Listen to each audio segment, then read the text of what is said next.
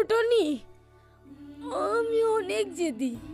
ছোটবেলা থেকে যা চেয়েছি সব পেয়েছি, শুধু তোমাকেই পেলাম না।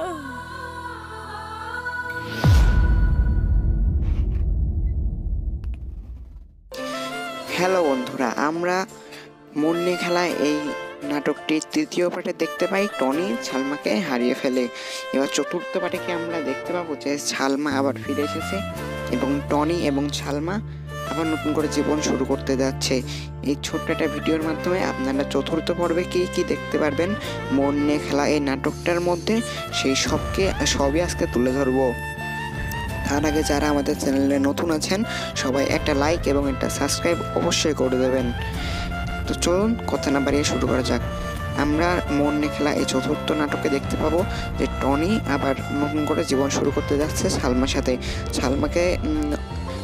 সালমাকে টনি হারাই ফেলে, কিন্তু টনি আবার সালমাকে পেয়ে যায়। সালমা আবার বেঁচে উঠতে থাকে।